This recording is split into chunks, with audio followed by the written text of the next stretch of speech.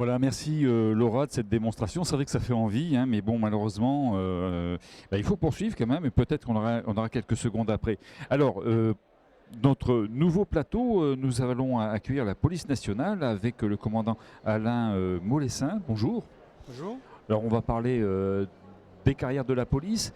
Avant, comme c'est une tradition maintenant, un élève de l'école de la radio Sud Formadia qui va nous faire une chronique sur la police. C'est ça. Alors faites attention, ce que vous pouvez dire là pourrait être retenu contre vous, hein.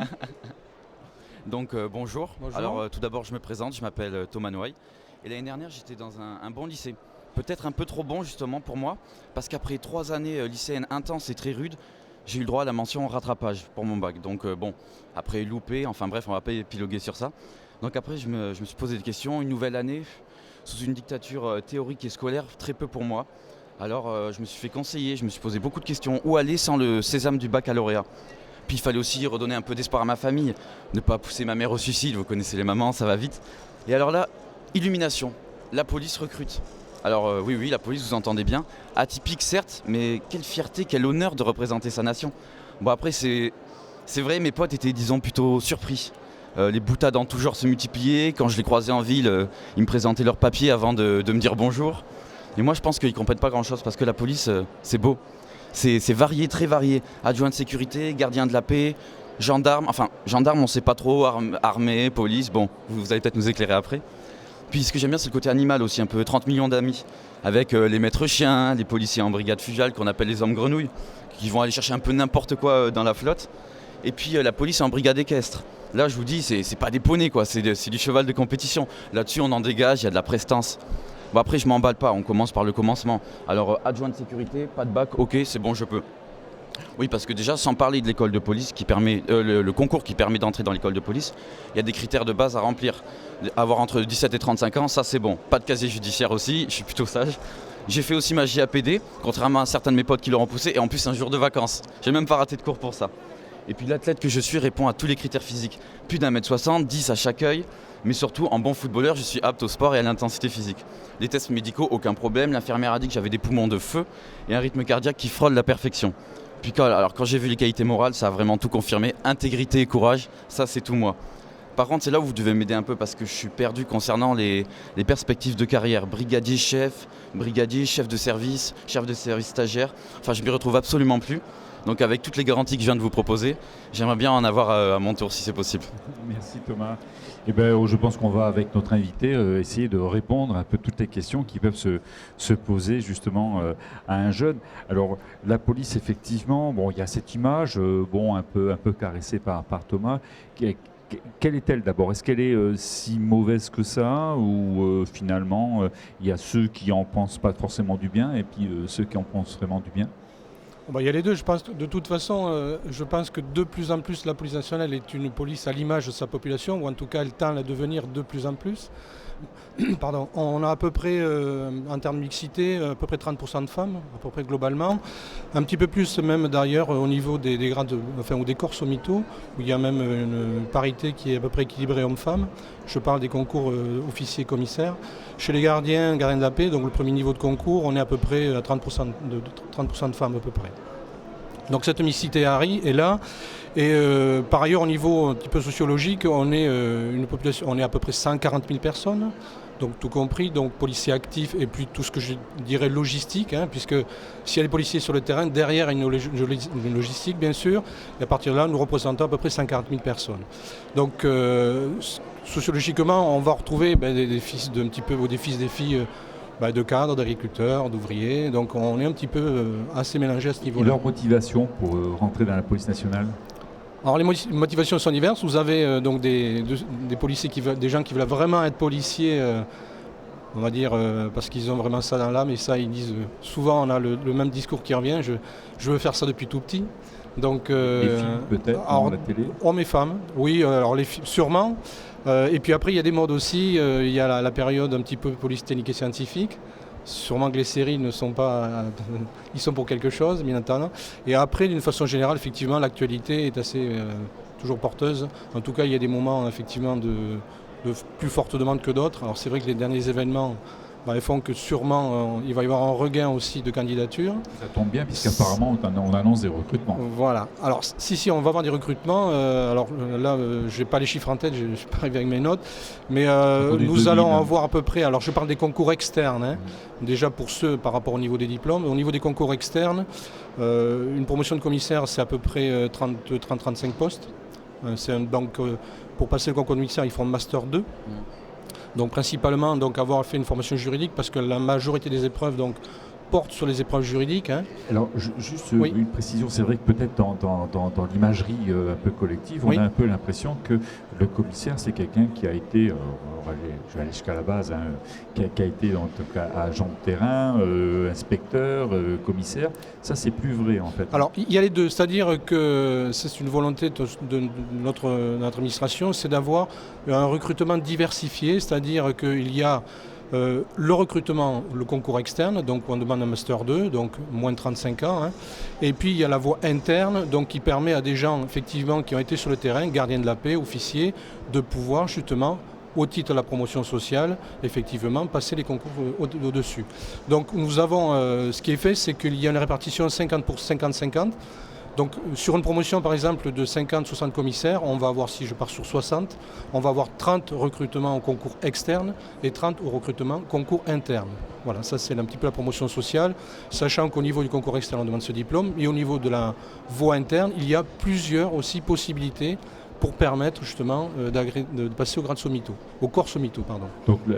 Donc on comprend qu'il y a plusieurs façons d'entrer dans la police nationale, et à commencer, on va peut-être aussi, là vous parlez de la tête, on va peut-être repartir à là-bas. Voilà. Alors effectivement, on offre différentes possibilités pour entrer dans la police nationale. Donc effectivement, ça a été évoqué tout à l'heure précédemment.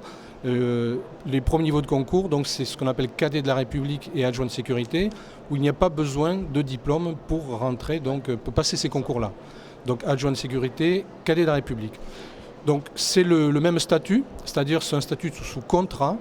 Donc c'est un contrat de 3 ans, renouvelable une fois, donc sur une globalité de 6 ans. C'est-à-dire que pendant ces 6 ans, ces jeunes qui n'ont pas le bac au départ, qui sont en échec scolaire ou qui pour des raisons diverses et variées n'ont pas pu obtenir le bac ou se sont arrêtés avant, on leur offre donc sur la voie d'un recrutement avec, toujours pareil, il y a une épreuve écrite, il y a des épreuves de sport, il y a un oral, un petit peu à l'image des autres concours, des autres recrutements. Justement, les concours de manière générale sont un peu... il y a concours et concours. Certains concours sont si vous avez 19,5, vous n'êtes pas encore éventuellement retenu. Ils sont très durs, les concours de la police nationale ? Alors, la difficulté réside entre souvent le nombre de candidats par rapport au nombre de postes offerts. Alors, pour cadet de la République et jeune sécurité, donc le premier niveau ne demande pas une exigence forte. C'est ce qu'on appelle, ça s'inscrit dans ce qu'on appelle nous l'égalité des chances, c'est-à-dire l'école de la deuxième chance, pour permettre à ces jeunes qui ont été en échec ou qui à un moment donné ont arrêté le cursus scolaire et qui sont motivés, c'est ce qui est important pour rentrer dans la police nationale, on leur offre cette possibilité. Et il faut savoir que l'entretien, un petit peu de recrutement, est axé uniquement sur la motivation. Bon, on va demander quelques éléments de connaissance générale, mais l'élément fort de cet entretien, c'est la motivation. Alors pour poursuivre, donc là on était sur le premier niveau de recrutement, voilà. Donc entre ce niveau-là et les commissaires, j'imagine qu'il va y avoir d'autres entrées. Il y a ensuite le premier niveau, le concours de gardien de la paix, donc, où on en demande un bac, peu importe le bac, que ce soit un bac général, que ce soit un bac professionnel ou un bac techno. Ce qu'il faut savoir, c'est que pour ce type de concours, idéalement, si un jeune veut passer le concours de gardien de la paix avec un bac, il est mieux d'avoir un bac général parce que c'est un bac qui va mieux préparer au niveau des épreuves du concours. C'est vrai qu'un bac pro peut passer le concours, mais il sera moins armé parce qu'il est déjà dans une filière plus professionnelle et donc il n'aura peut-être pas l'ouverture que va offrir un bac général. Voilà, c'est tout. Mais en fait, on a des recrues où on a des bacs généraux, des bacs techno, des bacs professionnels, bien entendu. Voilà, ça c'est le premier niveau, donc baccalauréat. Le deuxième niveau, c'est bac plus 3, donc c'est officier de police. Donc là, on va demander donc une licence. Alors, bien entendu, au niveau des épreuves, la majorité des épreuves aussi ont une dominante juridique. Donc, ce qui veut dire que même un jeune qui a une licence en mathématiques peut passer le concours, mais il est certain qu'il sera moins armé pour un jeune qui aura fait une licence en droit. Puisqu'on va retrouver des épreuves de droit pénal général, droit pénal spécial, procédure pénale, droit administratif, liberté publique, etc. Donc ces épreuves-là, effectivement, pour un jeune qui aura été dans un cursus on va dire, juridique ou sur une fac de droit est mieux armé pour réussir le concours. Idem pour commissaire de police où c'est Master 2 où on va retrouver cette dominante juridique. Ce que disait Thomas, apparemment il y a des prérequis physiques. Voilà, alors on a au niveau du recrutement, on a, on va dire, 3 étapes. Ce qu'on appelle l'admissibilité, ce sont principalement des épreuves écrites, donc avec, suivant le concours, épreuves de culture générale, des QCM, etc. Et puis vous avez, une fois que le premier palier, on va dire, est réussi, donc on va fixer un palier, un certain nombre de notes par rapport au candidat ou au poste offert. On aura ensuite la deuxième phase qu'on appelle la préadmission. Donc là, ce sont des épreuves de sport. Donc deux types d'épreuves de sport. Ce qu'on appelle le premier épreuve, ça s'appelle le Luc Léger. Donc c'est une épreuve de sport que les jeunes connaissent dans les collèges et lycées, puisque c'est tout ce qu'on appelle aussi eux, ils appellent ça VMA. Donc c'est une épreuve donc, où on dispose de 2 plots de distance de 20 mètres. Et entre ces plots, il va falloir courir, et puis au fur et à mesure que le temps avance, il va falloir courir de plus en plus vite pour atteindre un palier minimum pour ne pas être éliminé. Deuxième épreuve, ce qu'on appelle le parcours police. Donc c'est un parcours chronométré aussi, avec un ensemble d'obstacles à franchir, de poutres, de chevaux d'arçon, etc. Un peu parcours du combattant. Oui, un petit parcours, voilà, une variante du parcours du combattant, on va dire. Voilà. Tout à fait. Est-ce qu'il y a des prérequis de taille, ce genre de choses? Alors il n'y a plus de conditions de taille pour entrer dans la police nationale. Donc 1m60 c'est terminé. Donc voilà. Voilà, je me suis trompé dans les C'était chiffres. voilà, tout ce qui est un petit peu critère de ce style-là discriminatoire a été supprimé des concours. Mais donc il n'y a plus de critères de taille. L'acuité visuelle, par Alors contre, l'acuité visuelle, bien entendu, il y a un minimum. Alors je ne saurais pas vous le dire, mais enfin on peut avoir des verres correcteurs, bien sûr. Oui. De mémoire, il faut avoir minimum 15 dixièmes aux 2 yeux, avec un minimum de 5 dixièmes à un œil. D'accord. Bon, après, il y a une histoire de dioptrie aussi qui rentre en ligne de compte. Là, j'ai pas mes notes et c'est un peu plus compliqué. Mais effectivement, on peut rentrer dans la police nationale effectivement, avec des verres correcteurs. Il y a ces minima, bien entendu, qui vont être vérifiés au niveau de la visite médicale. Et puis le deuxième test médical qui peut être éliminatoire, c'est le test urinaire où justement on ne doit pas retrouver trace de produits interdits. Voilà. D'accord. Alors, on a vu avec Thomas, il y a énormément, je dirais, de missions de la police. Et c'est vrai qu'on a à la fois, il a parlé des gendarmes notamment, anciennement militaires a priori. On a l'impression, il y a aussi les CRS, donc la police nationale et la police municipale. C'est vrai qu'à la fois il y a une multiplicité de missions, parce que la police nationale déjà fait plein de choses, et en même temps donc on a ces différentes polices entre guillemets. C'est vrai qu'on a du mal un petit peu à s'y retrouver. Est-ce que déjà vous pourriez lui répondre sur la gendarmerie? Alors globalement donc effectivement il y a des polices municipales, une police nationale et une gendarmerie nationale. Alors sur le principe, parce qu'on va peut-être commencer comme ça, sur le principe, donc la répartition un petit peu des missions entre la police nationale et la gendarmerie nationale. La police nationale est plutôt, donc, on va la trouver en milieu urbain, et donc est présente dans les villes, au niveau des textes, où il y a un minimum de 20 000 habitants. La gendarmerie nationale va plutôt travailler en milieu, on va dire, rural ou périurbain, c'est-à-dire donc tout ce qui est de moins de 20 000 habitants, sachant qu'après en pratique, avec l'extension des villes, des agglomérations, il va y avoir souvent un chevauchement entre la zone, on va dire, rurale, périurbaine et la zone urbaine. Donc voilà. Mais la répartition un petit peu déjà des missions se fait au-dessus de 20 000 polices nationales, en dessous de 20 000 gendarmerie nationale. Après, les polices municipales, donc ce sont des polices qui sont recrutées par le maire, qui vont avoir des missions beaucoup plus réduites, sans qu'il n'y ait aucune connotation, c'est-à-dire ils vont plutôt avoir des missions, tout ce qui va à trait, on va dire, à la tranquillité de la sécurité publique, donc c'est-à-dire les nuisances qui peuvent être locales, la surveillance des parcs et jardins, le routier, l'assurance routière, etc. On va dire donc, ce sont des missions le bien vivre, un petit peu le bien vivre, qui est une police, effectivement, à disposition du maire, un petit peu pour cet aspect de tranquillité publique, etc. La police nationale et la gendarmerie nationale. Alors la police nationale, mon administration, effectivement, offre une variété de métiers. On dit 100 métiers. Alors je ne sais pas s'il y en a 100, mais en tout cas il y en a un certain nombre, effectivement. Et nous sommes donc répartis en nombre de directions. Donc vous avez la direction de la police judiciaire, par exemple, donc, qui est une direction qui est actuellement un petit peu sous les feux de la rampe. Effectivement, elle va s'occuper de tout ce qui est mission judiciaire proprement dite. Donc ça a trait au grand banditisme, ça a trait effectivement sur le terrorisme aussi, ça a trait un petit peu au proxénétisme, à la lutte contre les stupéfiants. Vous allez retrouver la cybercriminalité, Donc tout ça, c'est une grande maison, une grande direction qui a aussi est divisée un petit peu en spécialités, donc le banditisme, etc. Donc on va retrouver déjà des policiers aguerris et ce sont des postes qu'on n'offre pas normalement en sortie d'école. D'accord. Voilà. Donc on y vient ou après quelques années? On y vient en minimum à peu près 2 ans d'ancienneté, 2-3 ans d'ancienneté, effectivement, où les élèves qui sortent des écoles sont plutôt affectés dans des services dits généralistes, comme la sécurité publique, la police aux frontières ou les CRS. Voilà. Après, vous avez donc d'autres directions effectivement, qui sont spécialisées, comme le renseignement intérieur. Donc là, ce sont des policiers qui travaillent donc sous couvert, en civil, et qui ne font pas état de leur qualité, bien entendu. C'est un petit peu la surveillance. Les anciens RG ou... Voilà, c'est une partie des anciens RG. Un petit peu plus que ça, parce que les renseignements généraux, il y avait deux métiers au niveau du renseignement. Il y avait ce qu'on appelle la DST, donc c'est la surveillance du territoire, c'est un petit peu le contre-espionnage, et la partie renseignements généraux qui était plutôt sur tout ce qui est un petit peu qui est tout ce qui est au niveau du social, etc.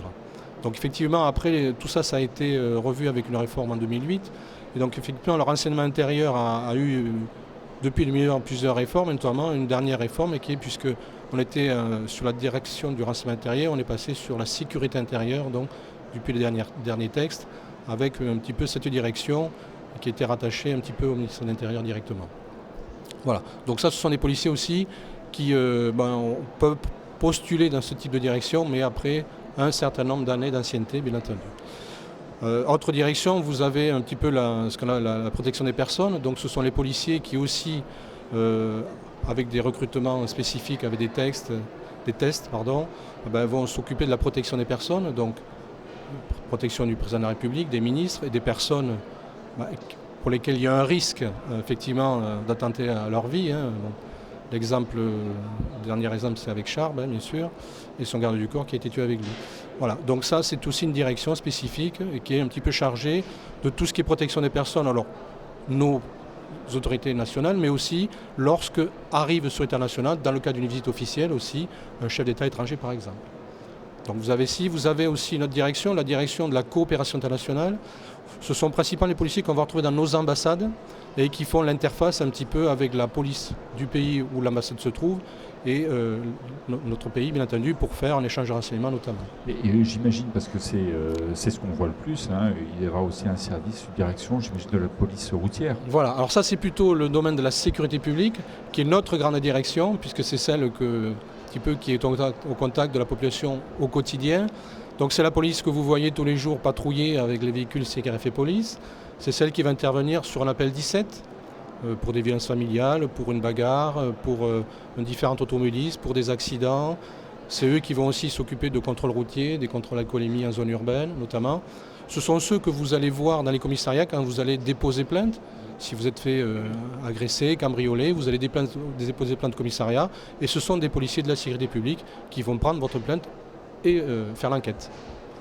Voilà, donc ça, ce sont les policiers, ça représente sur les 50 000, 80 000 personnes à peu près. Donc c'est vraiment notre grande direction, c'est celle qui est en contact de la population.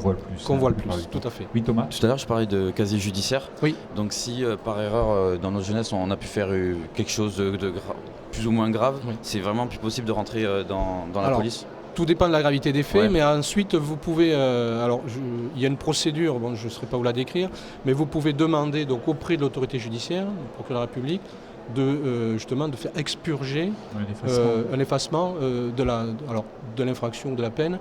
Alors après, tout dépend de la gravité et du nombre. Si effectivement vous avez, on va dire, entre guillemets, commis un vol étalage à 16 ans, en gros vous avez le droit à l'erreur. Par contre, si vous avez déjà un palmarès avec des agressions, etc., ce sera beaucoup plus compliqué. Ça dépend mais de la faute. Voilà. Donc il y a un certain discernement à ce niveau-là, où effectivement il peut y avoir un effacement de faits, on va dire, sur l'échelle des peines ou de la gravité des faits minimes. D'accord. Bien, écoutez, merci. Je crois qu'on a fait à peu près le tour. On va peut-être simplement indiquer pour toute personne qui a été intéressée, qui est intéressée pour entrer dans la police, quelle est la démarche. Vous recrutez tout le temps? Alors on recrute oui et non, c'est-à-dire oui, en principe, c'est-à-dire que pour les cadets de la République et les agents de sécurité, on peut s'inscrire donc sur le site de la police nationale recrute.fr, donc tout au long de l'année, même s'il n'y a pas de recrutement sur le moment. C'est-à-dire vous inscrivez vous déposez un dossier, vous inscrivez à ces concours, cadet de la République et adjoint de sécurité, et lorsque un concours sera ouvert, vous serez convoqué pour les épreuves. Par contre, donc ça c'est la partie des policiers sous contrat. Pour les policiers donc actifs de carrière, gardiens de la paix, officiers, commissaires, donc là c'est un appel à candidature qui va être fait. Il y a des ouvertures de postes qui se font. Donc en principe, commissaire et officiers, ça se fait au niveau d'inscription en décembre. Les écrits ont lieu toujours en début d'année, février-mars, commissaire officier. Gardien de la paix, le concours a toujours lieu en septembre normalement. Et donc les inscriptions se font à partir de maintenant, fin janvier, début février. Alors normalement le calendrier sort fin janvier. Il n'était pas encore sorti, mais bon, les événements ont fait sûrement que ça va se faire dans les prochains jours. Il va y avoir une ouverture dans les prochains jours donc de ce concours gardien de la paix. Sachant qu'il va y avoir à peu près, je crois qu'on est à 1600-1700 postes offerts cette année à 2015 pour gardien de la paix. Dernière chose que je voulais peut-être dire aux gens au niveau de la promotion sociale, c'est qu'on peut rentrer effectivement cadet de la République et adjoint de sécurité, contrat de 3 ans une fois. Donc ces 6 ans doivent être mis à profit pour le jeune pour passer le concours gardien de la paix, qu'il peut passer en interne, sans condition de diplôme, et de rentrer définitivement dans la police. Juste une dernière question par rapport à la mobilité, parce que beaucoup de gens aimeraient travailler côté de chez eux. Quand on rentre dans la police nationale, on peut être affecté n'importe où, et généralement plutôt la région parisienne. Tout à fait, voilà. Donc on va dire que 80 à 90% des postes en sortie d'école sont plutôt effectivement des postes offerts, on va dire en Paris, région parisienne, un petit peu le Grand Paris, un petit peu, voilà. Alors, ce sont des sorties d'école qui sont comme ça, que ce soit un petit peu pour tout le métier. Alors après, avec une ancienneté minimum de 5 ans pour le concours national, on peut à nouveau postuler pour revenir dans sa région de cœur, par exemple. Donc ça, les textes le prévoient au bout de 5 ans. Et il y a aussi ce qu'on appelle un concours donc national Île-de-France, qui offre davantage de postes, donc pour les gardiens de la paix notamment. Mais comme il y a davantage de postes avec certains avantages, les gens ont obligation de faire minimum 8 ans en région parisienne. Et à l'issue de ces 8 ans, ils peuvent à nouveau postuler pour tout poste en province. Bon, ça c'est important à savoir quand même, parce que c'est vrai que souvent on cherche un poste à peu près, et en fait ça va être sur Paris. Oui, c'est un petit peu légitime, on a envie de revenir après dans sa région d'origine. Dans la réalité, ça va peut-être plutôt un peu plus que 8 ans. Voilà, alors ça c'est les minima textes, on va dire. Après tout dépend, il y a des périodes où ça se fait assez rapidement, et puis en fonction des recrutements ou des anciennetés, des classes d'âge qui partent à la retraite, ça peut être plus ou moins long, évidemment. D'accord. Merci, commandant Molézin. Je pense qu'on sait à peu près tout. Pour une information, j'imagine qu'il y a un site. On peut peut-être même des lieux, non, où on peut bien se renseigner. Nous avons un site, donc la police nationale recrute.fr, qui est un site à mon sens très bien fait, j'en fais la pub. Il y a un certain nombre d'onglets qui permet justement d'avoir les calendriers des concours, des fiches métiers, les épreuves des concours, des annales, donc tout ça se retrouve sur ce site-là, donc c'est assez intéressant. Donc il ne faut pas hésiter à aller le consulter régulièrement. Et deuxièmement, nous avons donc un point info carrière donc, au 17 rue du Rempart Saint-Étienne à Toulouse.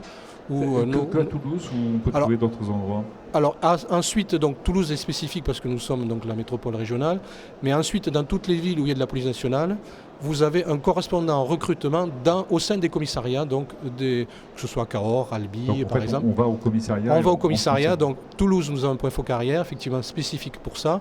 Et dans les départements limitrophes de la région Midi-Pyrénées, c'est le correspondant en recrutement local du commissariat qui vous accueillera à ce moment-là. Merci Alain Molézin de toutes ces informations, et puis si vous avez des questions d'ailleurs en direct, et si vous avez la possibilité de venir, sachez que le salon Forme Avenir est ouvert jusqu'à 18h, donc dans cet après-midi vous pouvez venir et puis donc rencontrer le commandant Molézin pour avoir des informations qui vous concernent plus directement. Voilà, on va faire une pause de quelques minutes et puis on va essayer, parce que normalement on nous a dit que le président Malvy était ici sur le salon Forme Avenir, et il devrait venir nous rejoindre pour justement peut-être aussi participer à ces 10 ans de Forme Avenir, date anniversaire. Voilà, je vous dis à tout de suite.